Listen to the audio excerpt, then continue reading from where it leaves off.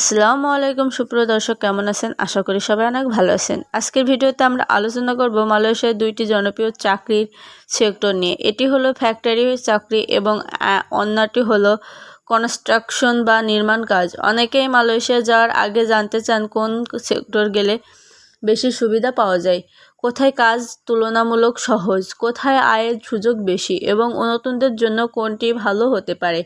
আজকের ভিডিওতে আমরা এই দুইটি সেক্টরের বাস্তব অভিজ্ঞতা, সুবিধা এবং চ্যালেঞ্জ নিয়ে বিস্তারিত আলোচনা করব।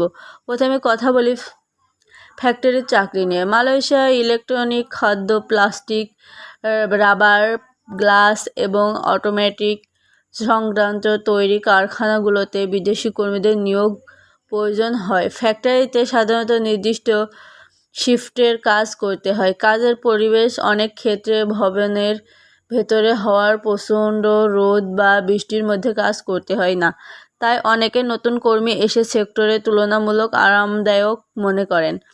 ফ্যাক্টরি আরেকটি সুবিধা হলো অনেকে কোম্পানিতে নিয়মিত ওভারটাইম করার সুযোগ থাকে। যদি কোম্পানির কাজ বেশি থাকে তাহলে অতিরিক্ত সময় কাজ করে মাসিক আয় বাড়ানো সম্ভব, তবে সব কোম্পানিতে একই নিয়ম থাকে না। তাই চাকরি গ্রহণের আগে চুক্তিপত্রে ওভারটাইম বিষয়টি ভালোভাবে দেখে নেওয়া উচিত। এবার আসি কনস্ট্রাকশন সেক্টরে। মালয়েশিয়ার বিভিন্ন শহরে নতুন ভবন, রাস্তা, সেতু এবং শিল্প প্রকল্প নির্মাণের কাজে এই খাতে কর্মীদের চাহিদা দীর্ঘদিন ধরে রয়েছে। এখানে কাজের ধরন অনেক বেশি শারীরিক পরিশ্রম। দিনের বেশিরভাগ সময় খোলা পরিবেশ কাজ করতে হয়। গরম, বৃষ্টি বা ধুলাবালির মধ্যে অনেক সময় কাজ চালিয়ে যেতে হয়। যাদের রাজমিস্ত্রি, কার্পেন্টার, সিস্টার, ফেক্টর, টাইলস বসানোর, প্লাস্টার বা ওয়ার্ডারিংয়ের মতো কাজ অভিজ্ঞতা আছে তারা কনস্ট্রাকশন সেক্টরে ভালো সুযোগ পেতে পারেন। দক্ষ কর্মী সাধারণ অদক্ষ শ্রমিকের তুলনায় বেশি বেতন পান, কারণ ভবিষ্যতে সুপারভাইজার বা টিম লিডার হওয়ার সুযোগ তৈরি হতে পারে। অনেকেই প্রশ্ন করেন বেতন কোন সেক্টরে বেশি। এর নির্দিষ্ট উত্তর নেই, কারণ বেতন কোম্পানির কাজের ধরন, দক্ষতা, অভিজ্ঞতা এবং ওভারটাইমের উপর নির্ভর করে।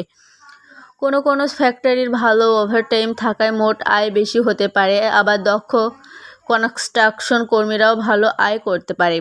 তাই শুধু সেক্টর দেখে নয়, চাকরির শর্ত এবং কোম্পানির সুযোগ সুবিধা দেখে সিদ্ধান্ত নেওয়া উচিত। ফ্যাক্টরিতে কাজ করতে হলে দীর্ঘ সময় একই ধরনের কাজ করতে হতে পারে।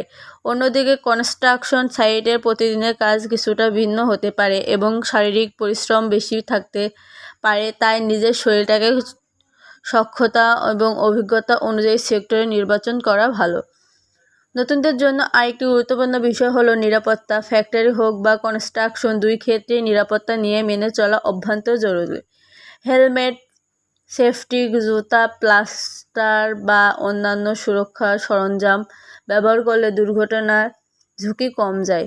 যারা প্রথমবারের মতো মালয়েশিয়ায় যাচ্ছেন তাদের জন্য সবচেয়ে গুরুত্বপূর্ণ পরিশ্রম হলো কোনো সেক্টরে শতভাগ ভালো বা খারাপ নয়। আপনার দক্ষতা, শারীরিক ক্ষমতা, কাজের অভিজ্ঞতা এবং ভবিষ্যতের পরিকল্পনার সঙ্গে যে কাজটি বেশি মানানসহ সেটি আপনার জন্য ভালো হতে পারে।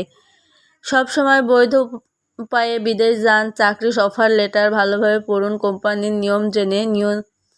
কোনো দালালের মিথ্যা প্রতিশ্রুতিতে বিশ্বাস করবেন না। বিদেশ সফল হতে কঠোর পরিশ্রম, পাশাপাশি সততা, সময় মতো কাজ উপস্থিতিতে হওয়া এবং নিয়ম মেনে চলার অভ্যাস গড়ে তুলতে হবে।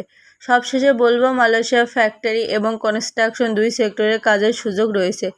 কোনটি আপনার জন্য ভালো হবে তা নির্ভর করে আপনার দক্ষতা, অভিজ্ঞতা এবং ব্যক্তিগত পছন্দের উপর নির্ভর করে। সিদ্ধান্ত নেওয়ার আগে চাকরির সব শর্ত যাচাই করুন এবং বাস্তব তথ্য জেনে তারপর বিদেশ যাওয়ার পরিকল্পনা করুন। আশা করি আজকের ভিডিওতে আপনাদের উপকারে আসবে। যদি ভিডিওটি ভালো লাগে তাহলে অবশ্যই একটি লাইক দিন, বন্ধুদের সঙ্গে শেয়ার করুন। মালয়েশিয়া, ওমান, দুবাই সহ বিভিন্ন দেশের চাকরির ভিসা, প্রবাস জীবন সম্পর্কিত নির্ভরযোগ্য তথ্য পেতে এখনই সাবস্ক্রাইব করে নাও আমাদের ইউটিউব চ্যানেল। ভালো থাকবেন, সুস্থ থাকবেন। আল্লাহ হাফেজ।